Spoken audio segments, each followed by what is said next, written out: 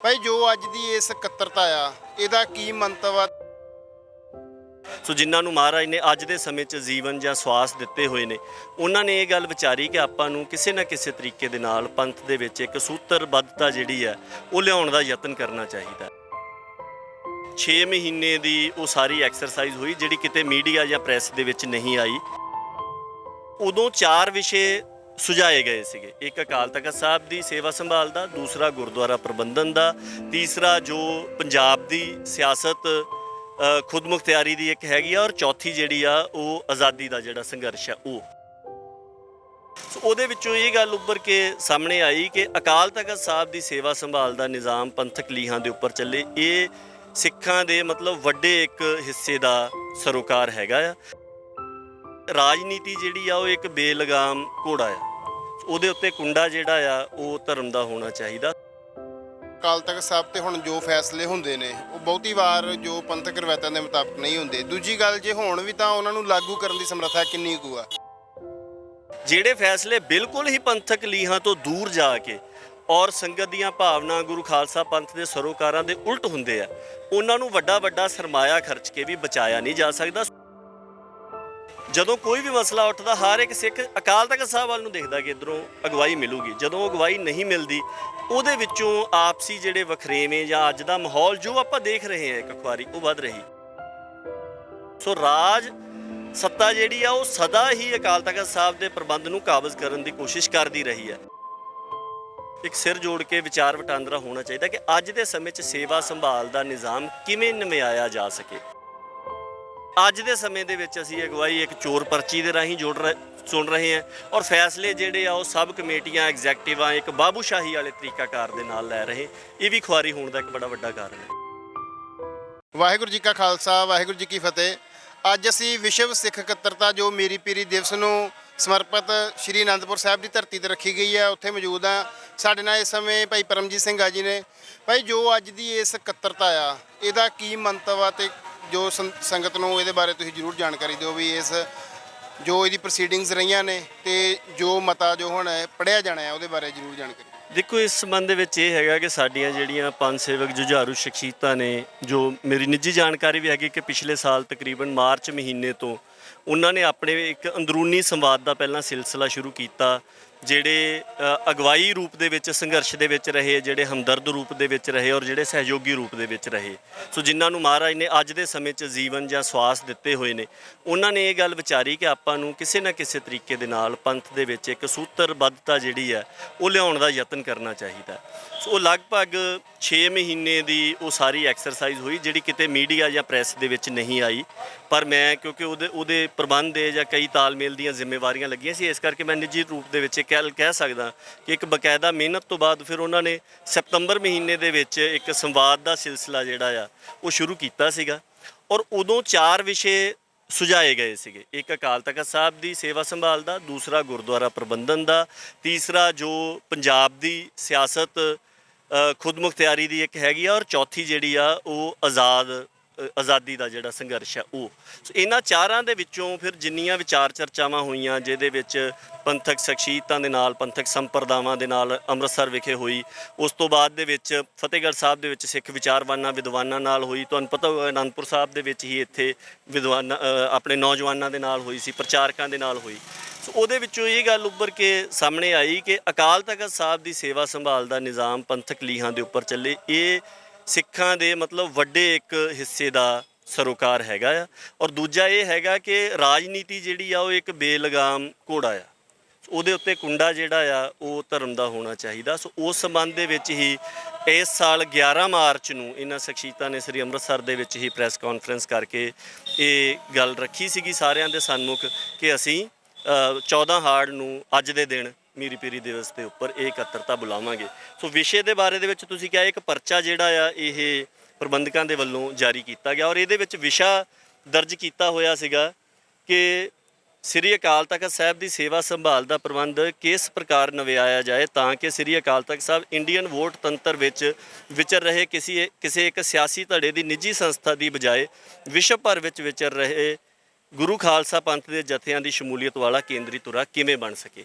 ਸੋ ਇਸੇ ਦੇ ਉੱਪਰ ਹੀ ਸਾਰਿਆਂ ਨੂੰ ਵਿਚਾਰ ਸਾਂਝੇ ਕਰਨ ਦੇ ਲਈ ਕਿਹਾ ਗਿਆ ਸੀ ਜਦੋਂ ਸੱਦੇ ਵੀ ਦੇਣ ਦੇ ਵਾਸਤੇ ਸ਼ਖਸੀਅਤਾਂ ਮਿਲ ਰਹੀਆਂ ਸੀ ਤਾਂ ਸੱਦਾ ਪੱਤਰ ਦੇ ਨਾਲ ਬਕਾਇਦਾ ਇੱਕ ਵਿਸ਼ਾ ਪੱਤਰ ਜਿਹੜਾ ਆ ਉਹ ਦਿੱਤਾ ਜਾ ਰਿਹਾ ਸੀ ਸਾਰਿਆਂ ਨੂੰ। ਔਰ ਪਿਛਲੇ ਦਿਨਾਂ ਦੇ ਦੌਰਾਨ ਹੀ ਇਸ ਪਰਚਾ ਜਦੋਂ ਇਹ ਛਪਿਆ ਇਹਦੇ ਵਿੱਚ ਤਰੀਕਾਕਾਰ ਵੀ ਦੱਸਿਆ ਗਿਆ ਸੀਗਾ ਕਿ ਆਪਾਂ ਇਹ ਕੋਸ਼ਿਸ਼ ਕਰਾਂਗੇ ਕਿ ਜਿਹੜੀ ਸਾਡੀ ਪੁਰਾਤਨ ਰਵਾਇਤ ਸੀਗੀ ਗੁਰਮਤਿ ਦੀ ਉਹਦੇ ਨੇੜੇ ਤੇੜੇ ਦਾ ਅਮਲ ਅੱਜ ਅਖਤਿਆਰ ਕੀਤਾ ਜਾਵੇ। ਹਾਂਜੀ, ਜਿਵੇਂ ਕਿ ਅਕਾਲ ਤਖਤ ਸਾਹਿਬ ਤੇ ਹੁਣ ਜੋ ਫੈਸਲੇ ਹੁੰਦੇ ਨੇ ਉਹ ਬਹੁਤੀ ਵਾਰ ਜੋ ਪੰਥਕ ਰਵਾਇਤਾਂ ਦੇ ਮੁਤਾਬਕ ਨਹੀਂ ਹੁੰਦੇ। ਦੂਜੀ ਗੱਲ ਜੇ ਹੋਣ ਵੀ ਤਾਂ ਉਹਨਾਂ ਨੂੰ ਲਾਗੂ ਕਰਨ ਦੀ ਸਮਰੱਥਾ ਕਿੰਨੀ ਕੁ ਆ, ਇਹਦਾ ਹੱਲ ਜਿਹੜਾ ਹੈ ਉਹ ਕੀ ਦੇਖਦੇ ਹੋ ਤੁਸੀਂ? ਦੇਖੋ, ਜੇ ਮੈਂ ਬਿਲਕੁਲ ਨਿੱਜੀ ਰੂਪ ਦੇ ਵਿੱਚ ਗੱਲ ਕਰਨੀ ਹੋ ਕਿਉਂਕਿ ਜਿੰਨੀ ਸਾਰੀ ਵਿਚਾਰ ਹੋਈ ਆ ਉਹ ਤਾਂ ਗੁਰਮਤਾ ਸੁਧ ਕੇ ਸਾਹਮਣੇ ਆਊਗਾ ਤਾਂ ਸਾਂਝੀ ਰਾਏ ਜਿਹੜੀ ਆ ਉਹ ਤਾਂ ਉਹੀ ਮੰਨੀ ਜਾਣੀ ਚਾਹੀਦੀ ਆ। ਪਰ ਇੰਨੀ ਗੱਲ ਜ਼ਰੂਰ ਹੈਗੀ ਜੋ ਮੈਂ ਦੇਖਿਆ ਕਿ ਦੇਖੋ ਸੰਗਤ ਦੇ ਵਿੱਚ ਬੜੀ ਵੱਡੀ ਵਡਿਆਈ ਆ ਔਰ ਜੋ ਫੈਸਲੇ ਗੁਰੂ ਖਾਲਸਾ ਪੰਥ ਦੀ ਅਜ਼ਮਤ ਤੇ ਸੰਗਤ ਦੀ ਭਾਵਨਾ ਦੇ ਅਨੁਸਾਰ ਹੀ ਹੁੰਦੇ ਆ। ਮਤਲਬ ਅਸੀਂ ਅੱਖੀਂ ਦੇਖਿਆ ਜੀ ਬੰਦੇ ਆਪਦੀਆਂ ਜਾਨਾਂ ਹੂਲ ਜਾਂਦੇ ਨੇ, ਠੀਕ ਹੈ, ਉਹ ਫੈਸਲੇ ਲਾਗੂ ਕਰਵਾਏ ਜਾਂਦੇ ਆ। ਜਿਹੜੇ ਫੈਸਲੇ ਬਿਲਕੁਲ ਹੀ ਪੰਥਕ ਲੀਹਾਂ ਤੋਂ ਦੂਰ ਜਾ ਕੇ ਔਰ ਸੰਗਤ ਦੀਆਂ ਭਾਵਨਾ ਗੁਰੂ ਖਾਲਸਾ ਪੰਥ ਦੇ ਸਰੋਕਾਰਾਂ ਦੇ ਉਲਟ ਹੁੰਦੇ ਆ ਉਹਨਾਂ ਨੂੰ ਵੱਡਾ ਵੱਡਾ ਸਰਮਾਇਆ ਖਰਚ ਕੇ ਵੀ ਬਚਾਇਆ ਨਹੀਂ ਜਾ ਸਕਦਾ। ਸੌਦਾ ਸਾਧ ਨੂੰ ਮੁਆਫੀ ਦੀ ਜਿਹੜੀ ਗੱਲ ਆ ਉਹ ਬਿਲਕੁਲ ਪ੍ਰਤੱਖ ਸਾਹਮਣੇ ਆ। ਸ਼੍ਰੋਮਣੀ ਗੁਰਦੁਆਰਾ ਪ੍ਰਬੰਧਕ ਕਮੇਟੀ ਨੇ ਚੰਡੀਗੜ੍ਹ ਜਿਹੜਾ ਇਹਨਾਂ ਦਾ ਦਫ਼ਤਰ ਆ ਉੱਥੇ ਇਹਨਾਂ ਦੀ ਇਕੱਤਰਤਾ ਸੀਗੀ ਅੰਤਰਿਮ ਕਮੇਟੀ ਦੀ ਔਰ ਉਸ ਦਿਨ ਇਹਨਾਂ ਨੇ ਉਹ 90 ਲੱਖ ਰੁਪਏ ਦੇ ਇਸ਼ਤਿਹਾਰ ਜਿਹੜੇ ਆ ਉਹ ਕੀਤੇ ਸੀ। ਮੈਂ ਖੁਦ ਉੱਥੇ ਹਾਜ਼ਰ ਸੀਗਾ। ਜਦੋਂ ਅਵਤਾਰ ਸਿੰਘ ਮੱਕੜ ਹੋਣਾ ਨੂੰ ਪੁੱਛਿਆ ਗਿਆ ਤਾਂ ਉਹਨਾਂ ਨੇ ਕਿਹਾ ਵੀ ਹਾਂਜੀ ਅਸੀਂ ਕੀਤੇ ਆ, ਪਰ ਤੁਸੀਂ ਦੇਖੋ 90 ਲੱਖ ਦੇ ਇਸ਼ਤਿਹਾਰ ਦੇ ਕੇ ਵੀ ਉਹ ਫੈਸਲਾ ਜਿਹੜਾ ਉਹ ਲਾਗੂ ਨਹੀਂ ਰਖਵਾਇਆ ਜਾ ਸਕਿਆ। ਸੋ ਸੰਗਤ ਆਪਣਾ ਤਾਣ ਰੱਖਦੀ ਹੈ, ਪਰ ਗੱਲ ਇਹ ਹੈ ਕਿ ਜਦੋਂ ਕੋਈ ਵੀ ਮਸਲਾ ਉੱਠਦਾ ਹਰ ਇੱਕ ਸਿੱਖ ਅਕਾਲ ਤਖਤ ਸਾਹਿਬ ਵੱਲ ਨੂੰ ਦੇਖਦਾ ਕਿ ਇੱਧਰੋਂ ਅਗਵਾਈ ਮਿਲੂਗੀ। ਜਦੋਂ ਅਗਵਾਈ ਨਹੀਂ ਮਿਲਦੀ ਉਹਦੇ ਵਿੱਚੋਂ ਆਪਸੀ ਜਿਹੜੇ ਵਖਰੇਵੇਂ ਜਾਂ ਅੱਜ ਦਾ ਮਾਹੌਲ ਜੋ ਆਪਾਂ ਦੇਖ ਰਹੇ ਹਾਂ ਇੱਕ ਖੁਆਰੀ ਉਹ ਵੱਧ ਰਹੀ।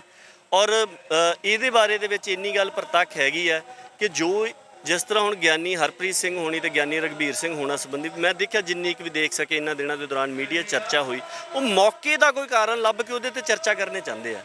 ਕੋਈ ਵੀ ਇਸ ਗੱਲ ਦੇ ਉੱਪਰ ਨਹੀਂ ਜਾਣਨਾ ਚਾਹੁੰਦਾ ਕਿ ਸੇਵਾ ਸੰਭਾਲ ਦਾ ਨਿਜ਼ਾਮ ਇਸ ਤਰ੍ਹਾਂ ਦਾ ਨਹੀਂ ਸੀਗਾ। ਸਦਾ ਅਕਾਲ ਤਖਤ ਸਾਹਿਬ ਦੇ ਉੱਪਰ ਇੱਕ ਜਥੇ ਦੀ ਸੇਵਾ ਸੰਭਾਲ ਰਹੀ ਹੈ। ਜਿਹੜਾ ਅਸਲ ਅਕਾਲੀ ਜਥਾ ਜਿਹੜਾ ਮਤਲਬ ਕਿਸੇ ਦੁਨਿਆਵੀ ਰਾਜ ਸੱਤਾ ਦੀ ਅਧੀਨਗੀ ਨੂੰ ਨਹੀਂ ਕਬੂਲਦਾ, ਜਿਹੜਾ ਅਕਾਲ ਪੁਰਖ ਦੀ ਸੱਤਾ ਦੇ ਵਿੱਚ ਵਿਚਰਦਾ। ਭਾਈ ਵੀਰ ਸਿੰਘ ਉਹਨਾਂ ਨੂੰ ਪੜ੍ਹੋ, ਦੱਸਦੇ ਆ ਕਿ ਅਕਾਲ ਬੁੰਗੇ ਦੇ ਅਕਾਲੀ ਕੌਣ ਨੇ। ਉਹਨਾਂ ਗੁਣਾਂ ਦਾ ਧਾਰਨੀ ਜਥਾ ਹੁੰਦਾ ਸੀ ਜਿਹਨੂੰ ਅੰਗਰੇਜ਼ ਨੇ ਆਉਣ ਤੋਂ ਬਾਅਦ ਜਿਨ੍ਹਾਂ ਦਾ ਵੱਡਾ ਕਤਲੇਆਮ ਕੀਤਾ ਔਰ ਜਿੰਨੇ ਰਾਜ ਕਰਨ ਵਾਲੇ ਸਰਦਾਰਾਂ ਦੀਆਂ ਜੋ ਫੌਜਾਂ ਸੀਗੀਆਂ ਉਹਨਾਂ ਰਲੀਆਂ ਨਾਲ। ਇਹ ਗੱਲ ਵੀ ਆਪਾਂ ਨੂੰ ਇਤਿਹਾਸ ਦੇ ਵਿੱਚੋਂ ਦੇ ਆ ਗੁਰਦੁਆਰਾ ਸਿੰਘ ਸ਼ਹੀਦਾਂ ਸੋਹਾਣਾ ਆ, ਬਾਬਾ ਹਨੂਮਾਨ ਸਿੰਘ ਹੋਣੇ ਉਹਨਾਂ ਤੇ ਹਮਲੇ ਕਰਨ ਵਾਲੇ ਇਤਿਹਾਸ 'ਚੋਂ ਲੱਭ ਲਈਏ ਕੌਣ ਸੀ। ਸੋ ਰਾਜ ਸੱਤਾ ਜਿਹੜੀ ਆ ਉਹ ਸਦਾ ਹੀ ਅਕਾਲ ਤਖਤ ਸਾਹਿਬ ਦੇ ਪ੍ਰਬੰਧ ਨੂੰ ਕਾਬਜ਼ ਕਰਨ ਦੀ ਕੋਸ਼ਿਸ਼ ਕਰਦੀ ਰਹੀ ਹੈ। ਪਰ ਹੁਣ ਪਿਛਲੇ ਲਗਭਗ ਕਹਿ ਲਓ ਕਿ 100 ਸਾਲ ਤੋਂ ਤਾਂ ਸਿੱਧਾ ਹੀ ਇੱਕ ਐਕਟ ਦੇ ਅਧੀਨ ਜਾ ਕੇ ਚੱਲ ਰਿਹਾ। ਸੋ ਇਹ ਕੋਸ਼ਿਸ਼ ਹੋਣੀ ਚਾਹੀਦੀ ਕਿ ਅੱਜ ਦੇ ਸਮੇਂ ਦੇ ਵਿੱਚ ਇੱਕ ਸਿਰ ਜੋੜ ਕੇ ਵਿਚਾਰ ਵਟਾਂਦਰਾ ਹੋਣਾ ਚਾਹੀਦਾ ਕਿ ਅੱਜ ਦੇ ਸਮੇਂ 'ਚ ਸੇਵਾ ਸੰਭਾਲ ਦਾ ਨਿਜ਼ਾਮ ਕਿਵੇਂ ਨਿਭਾਇਆ ਜਾ ਸਕੇ। ਤੇ ਉਸੇ ਸਬੰਧ ਦੇ ਵਿੱਚ ਹੀ ਮੈਂ ਤੇ ਇਹੀ ਸਮਝਦਾ ਕਿ ਇੱਕ ਸੁਹਿਰਦ ਉਪਰਾਲਾ ਹੈਗਾ ਆ। ਬਾਕੀ ਹੁਣ ਗੁਰਮਤਾ ਪੰਜ ਸਿੰਘਾਂ ਦੇ ਵੱਲੋਂ ਸੋਧਿਆ ਜਾ ਰਿਹਾ, ਜੋ ਵੀ ਆਊਗਾ ਉਹ ਸਾਰੀ ਸੰਗਤ ਦੇ ਸਨਮੁਖ ਹੋਊਗਾ। ਤੇ ਆਪਣੀ ਰਵਾਇਤ ਵੱਲ ਨੂੰ ਪਰਤਣਾ ਇਸ ਵੇਲੇ ਬਹੁਤ ਜ਼ਿਆਦਾ ਜ਼ਰੂਰੀ ਹੈਗਾ ਕਿਉਂਕਿ ਜਿੰਨੀ ਅਸਥਿਰਤਾ ਦਾ ਸਮਾਂ ਆ ਇਹਦੇ ਵਿੱਚ ਦੋ ਚੀਜ਼ਾਂ ਜੋ ਮੈਂ ਨਿੱਜੀ ਰੂਪ ਦੇ ਵਿੱਚ ਵੀ ਕਹਿ ਸਕਦਾ ਮੈਨੂੰ ਮਹਿਸੂਸ ਹੁੰਦੀਆਂ ਨੇ ਜਾਂ ਜਿੰਨੀ ਕੁ ਰਾਏ ਸਿੰਘਾਂ ਦੇ ਨਾਲ ਹੁੰਦੀ ਹੈ ਕਿ ਦੋ ਚੀਜ਼ਾਂ ਕਰਨ ਦੀ ਬਹੁਤ ਜ਼ਿਆਦਾ ਜ਼ਰੂਰਤ ਹੈਗੀ। ਇੱਕ ਤਾਂ ਇਹ ਕਿ ਸਿੱਖਾਂ ਦੇ ਵਿੱਚ ਸਾਂਝੇ ਫੈਸਲੇ ਦਾ ਗੁਰਮਤਾ ਕਰਨ ਦਾ ਰਿਹਾ ਆ। ਸੋ ਉਹਦੇ ਬਾਰੇ ਦੇ ਵਿੱਚ ਇਹ ਆ ਕਿ ਸਾਂਝੇ ਫੈਸਲੇ ਲੈਣ ਦਾ ਅਮਲ ਚੱਲੇ ਤੇ ਦੂਸਰਾ ਸਿੱਖਾਂ ਦੇ ਵਿੱਚ ਸਾਂਝੀ ਅਗਵਾਈ ਰਹੀ ਆ ਪੰਜ ਪ੍ਰਧਾਨੀ।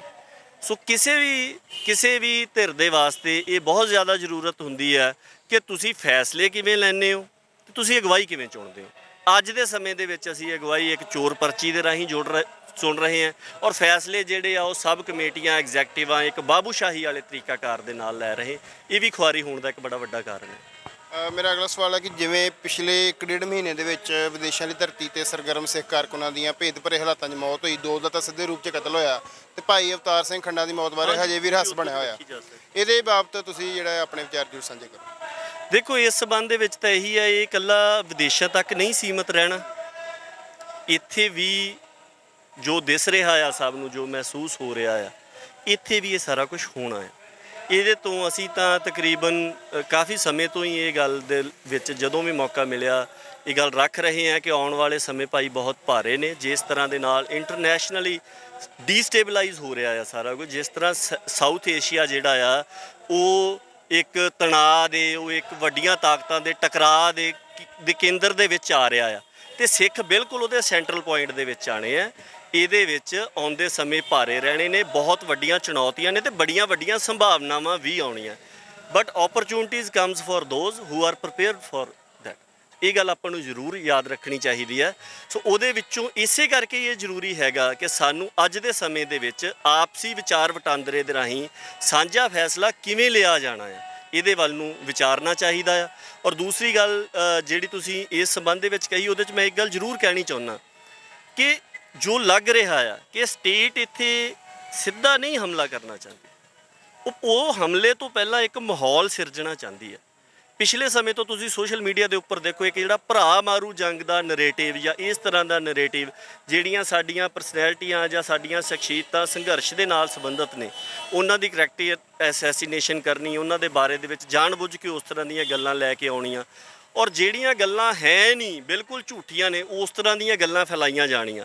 ਸੋ ਇਹ ਇੱਕ ਮਾਹੌਲ ਸਿਰਜਿਆ ਜਾ ਰਿਹਾ ਹੈ, ਜਿਹਦੇ ਵਿੱਚੋਂ ਇਹ ਮਾਹੌਲ ਬਣੇ ਕਿ ਸਿੱਖ ਪਹਿਲਾਂ ਆਪਸ ਦੇ ਵਿੱਚ ਉਲਝਣ, ਉਸ ਤੋਂ ਬਾਅਦ ਸਟੇਟ ਵਾਰ ਕਰਕੇ, ਕਿਉਂਕਿ ਉਹ ਬਲੇਮ ਜੋ ਮੈਨੂੰ ਲੱਗਦਾ ਆ ਕਿ ਉਹ ਇੱਥੇ ਪੰਜਾਬ ਦੇ ਵਿੱਚ ਸਿੱਧਾ ਆਪਣੇ ਸਿਰ ਬਲੇਮ ਨਹੀਂ ਲੈਣਾ ਚਾਹੁੰਦੇ ਹੈਗੇ। ਸੋ ਇਹ ਹਾਲਾਤ ਗੰਭੀਰ ਨੇ, ਇਹ ਵਿਦੇਸ਼ਾਂ ਤੱਕ ਨਹੀਂ ਸੀਮਤ ਰਹਿਣਾ, ਇਹ ਸਭ ਨੂੰ ਨਜ਼ਰ ਆ ਰਿਹਾ ਆ ਕਿ ਇਹ ਚੀਜ਼ਾਂ ਇੱਥੇ ਵਾਪਰ ਸਕਦੀਆਂ। ਮੇਰਾ ਆਖਰੀ ਸਵਾਲ ਆ, ਹੁਣ ਜਿਵੇਂ ਸ੍ਰੀ ਸੱਚਖੰਡ ਸ੍ਰੀ ਦਰਬਾਰ ਸਾਹਿਬ ਤੋਂ ਗੁਰਬਾਣੀ ਟੈਲੀਕਾਸਟ ਨੂੰ ਲੈ ਕੇ ਬਹੁਤ ਵੱਡਾ ਮੁੱਦਾ ਬਣਿਆ ਹੋਇਆ, ਪੰਜਾਬ ਸਰਕਾਰ ਵੱਲੋਂ ਇੱਕ ਸੋਧ ਐਕਟ ਵੀ ਲਿਆਂਦਾ ਗਿਆ, ਇਸ ਤੋਂ ਇਲਾਵਾ ਸ਼੍ਰੋਮਣੀ ਕਮੇਟੀ ਵੱਲੋਂ ਇੱਕ ਵਿਸ਼ੇਸ਼ ਇਜਲਾਸ ਵੀ ਬੁਲਾਇਆ ਗਿਆ। ਹਾਂਜੀ, ਇਹਦੇ ਬਾਰੇ ਤੁਹਾਡੇ ਕੀ ਰਾਏ ਹੈ? ਦੇਖੋ, ਅਸੀਂ ਤਾਂ ਪਿਛਲੇ ਸਮੇਂ ਦੇ ਦੌਰਾਨ ਗੁਰਬਾਣੀ ਪ੍ਰਸਾਰਨ ਦਾ ਸੱਚੋ ਸੱਚ ਇੱਕ ਲੇਖਾ ਜਿਹੜਾ ਆ 40 ਸਫ਼ਿਆਂ ਦਾ ਉਹ ਕੀਤਾ ਸੀ, ਔਰ ਉਹਦੇ ਨਾਲ ਤਕਰੀਬਨ 150 ਸਫ਼ੇ ਦੇ ਅਨੈਕਸਚਰ ਦਸਤਾਵੇਜ਼ ਜਿਹੜੇ ਆ ਲਾਏ ਸੀ। ਉਹ 'ਚ ਦੱਸਿਆ ਸੀ ਕਿ ਕੀ ਬੇਨਿਯਮੀਆਂ ਨੇ, ਔਰ ਦੂਸਰੇ ਪ੍ਰਬੰਧ ਵੀ ਅਸੀਂ ਵਾਚੇ ਸੀਗੇ ਕਿ ਦੂਸਰਿਆਂ ਦਾ ਕਿਸ ਤਰ੍ਹਾਂ ਦਾ ਹੈਗਾ। ਫਿਰ ਉਹਦੇ ਵਿੱਚ ਸੁਝਾਅ ਵੀ ਦਿੱਤਾ ਸੀਗਾ ਕਿ ਕਿਸ ਤਰ੍ਹਾਂ ਦਾ ਇੱਕ ਹੋਣਾ ਚਾਹੀਦਾ, ਕਿਸ ਤਰ੍ਹਾਂ ਦਾ ਵਿਚਾਰ ਵਟਾਂਦਰਾ ਚੱਲਣਾ ਚਾਹੀਦਾ ਆ, ਔਰ ਇਹ ਪ੍ਰਤੱਖ ਸੀਗੀ ਕਿ ਇਹ ਗੱਲ ਅੱਗੇ ਜਾ ਕੇ ਚਰਚਾ ਦੇ ਵਿੱਚ ਆਣੀ ਆ। ਇੰਨੀ ਗੱਲ ਮੈਂ ਜ਼ਰੂਰ ਇਸ ਮਾਮਲੇ ਦੇ ਵਿੱਚ ਕਹਿ ਸਕਦਾ ਕਿ ਬੁਨਿਆਦੀ ਕਾਰਨ ਸਿੱਖਾਂ ਦੀਆਂ ਸਾਰੀਆਂ ਉਲਝਣ ਤਾਣੀਆਂ ਦਾ ਇਹੀ ਹੈਗਾ ਕਿ ਸਾਡਾ ਜੋ ਸਾਂਝੇ ਫੈਸਲੇ ਲੈਣ ਦਾ ਅਮਲ ਸੀਗਾ ਉਹ ਨਹੀਂ ਹੈ, ਔਰ ਉਹਦਾ ਵੱਡਾ ਕਾਰਨ, ਉਹ ਸਾਂਝੇ ਫੈਸਲੇ ਲੈਣ ਦਾ ਅਮਲ ਕਿਉਂ ਨਹੀਂ ਚੱਲ ਰਿਹਾ, ਉਹਦਾ ਵੱਡਾ ਕਾਰਨ ਇਹ ਹੈ ਕਿ ਜਿਹੜੀ ਇੱਕ ਨਿਰਪੱਖ ਧਿਰ ਚਾਹੀਦੀ ਹੈ, ਜਿਹੜੀ ਸਾਰਿਆਂ ਨੂੰ ਬੁਲਾ ਸਕੇ, ਜਿਹੜੀ ਮੁਫਾਦਾਂ ਵਾਲਿਆਂ ਨੂੰ ਇਕੱਠੇ ਕਰ ਸਕੇ, ਉਹ ਨਹੀਂ ਹੈਗੀ। ਸਾਡਾ ਉਹ ਕੇਂਦਰੀ ਧੁਰਾ ਸੀ ਅਕਾਲ ਤਖ਼ਤ ਸਾਹਿਬ। ਸੋ ਉਹ ਆਪਣੀ ਸਹੀ ਭੂਮਿਕਾ ਦੇ ਵਿੱਚ ਨਾ ਹੋਣ ਕਰਕੇ ਹੁਣ ਅਸੀਂ ਯਤਨ ਤਾਂ ਕਰਦੇ ਆਂ, ਹੱਥ ਪੈਰ ਮਾਰਦੇ ਆਂ, ਕਿਤੇ ਪਹੁੰਚਾ ਫਸ ਜਾਂਦਾ ਆ, ਇਦਾਂ ਹੀ ਹੋ ਰਿਹਾ। ਜੇ ਆਪਾਂ ਮਤਲਬ ਮੈਂ ਤਾਂ ਤਕਰੀਬਨ 2004 ਤੋਂ ਇਹ ਮਸਲੇ ਦੇਖ ਰਿਹਾ ਹੈ ਨਾ, ਤੇ 20 ਸਾਲ ਤਕਰੀਬਨ ਹੋ ਚੱਲੇ ਆ। ਸੋ ਇਸ ਕਰਕੇ ਸੁਹਿਰਦਤਾ ਦੇ ਨਾਲ ਅਕਾਲ ਤਖ਼ਤ ਸਾਹਿਬ ਦੇ ਅੱਜ ਦੇ ਸਮੇਂ ਦੇ ਵਿੱਚ ਬਹੁਤੇ ਬੰਦੇ ਇਹ ਸੋਚਦੇ ਆ ਵੀ ਕਿਵੇਂ ਹੋ ਸਕਦਾ ਆ, ਕਿਵੇਂ ਹੋਣਾ ਬਾਅਦ ਦੀ ਗੱਲ ਆ। ਪਹਿਲਾਂ ਇਕੱਠੇ ਹੋ ਕੇ ਇਸ ਗੱਲ ਦਾ ਫੈਸਲਾ ਤੇ ਕੀਤਾ ਜਾਵੇ ਕਿ ਜੋ ਹੋ ਰਿਹਾ ਆ ਉਹ ਦਰੁਸਤ ਨਹੀਂ ਹੈ, ਤੇ ਫਿਰ ਦਰੁਸਤ ਦੀ ਕੋਈ ਸ਼ਨਾਖਤ ਕੀਤੀ ਜਾਵੇ। ਸਾਨੂੰ ਪਤਾ ਹੋਵੇ ਕਿ ਅਸੀਂ ਕਿੱਥੇ ਜਾਣਾ ਆ, ਤੇ ਫੇਰ ਹੀ ਪਹਿਲਾ ਕਦਮ ਪੱਟਿਆ ਜਾਂਦਾ, ਨਹੀਂ ਤਾਂ ਬੰਦਾ ਕਿਤੇ ਵੀ ਨਹੀਂ ਪਹੁੰਚਦਾ, ਉਮਰ ਲੰਘ ਜਾਂਦੀ ਹੈ। ਸੋ ਇਸ ਗੱਲ ਦਾ ਜ਼ਰੂਰ ਉਹ ਕਰਨਾ ਚਾਹੀਦਾ। ਬਾਕੀ ਇਹ ਹੈਗਾ ਕਿ ਜਿਸ ਤਰੀਕੇ ਦੇ ਨਾਲ ਬਿਲਕੁਲ ਹੀ ਮਤਲਬ ਇੱਕ ਪਰਿਵਾਰ ਨੂੰ ਫਾਇਦਾ ਦਿਵਾਉਣ ਦੇ ਵਾਸਤੇ ਸ਼੍ਰੋਮਣੀ ਗੁਰਦੁਆਰਾ ਪ੍ਰਬੰਧਕ ਕਮੇਟੀ ਵੱਲੋਂ ਹੁਣ ਦੇਖੋ ਸੋਧ ਨੂੰ ਇਹ ਕਿਹਾ ਜਾ ਰਿਹਾ ਆ ਕਿ ਇਹ ਦਖਲਅੰਦਾਜ਼ੀ ਹੈ, ਐਕਟ ਦਖਲਅੰਦਾਜ਼ੀ ਨਹੀਂ ਹੈ। ਮਤਲਬ 100 ਸਾਲ ਜੇ ਸਿੱਖਾਂ ਨੂੰ ਇਹ ਸਮਝਣ ਨੂੰ ਲੱਗ ਗਏ ਕਿ ਇਹਦੇ 'ਚ ਹੋਣ ਵਾਲੀ ਅਮੈਂਡਮੈਂਟ ਜਿਹੜੀ ਹੈ ਉਹ ਦਖਲਅੰਦਾਜ਼ੀ ਹੈ, ਤੇ ਕੀ ਅਸੀਂ ਇਸ ਗੱਲ ਦੀ ਉਡੀਕ ਕਰ ਰਹੇ ਕਿ 100 ਸਾਲ ਹੋਰ ਲੱਗਣ ਤੇ ਅਸੀਂ ਕਹੀਏ ਕਿ ਐਕਟ ਹੀ ਦਖਲਅੰਦਾਜ਼ੀ ਸੀਗੀ? ਇਸ ਗੱਲ ਦੇ ਉੱਪਰ ਕਲੈਰਿਟੀ ਆਵੇ, ਇਹਦੇ ਤੋਂ ਨਿਜਾਤ ਕਿਵੇਂ ਪਾਉਣੀ ਹੈ ਉਹ ਉਸ ਤੋਂ ਬਾਅਦ ਵਿਚਾਰਨ ਦਾ ਮਸਲਾ ਹੈ। ਬਹੁਤ ਬਹੁਤ ਧੰਨਵਾਦ। ਵਾਹਿਗੁਰੂ ਜੀ ਕਾ ਖਾਲਸਾ, ਵਾਹਿਗੁਰੂ ਜੀ ਕੀ ਫਤਿਹ।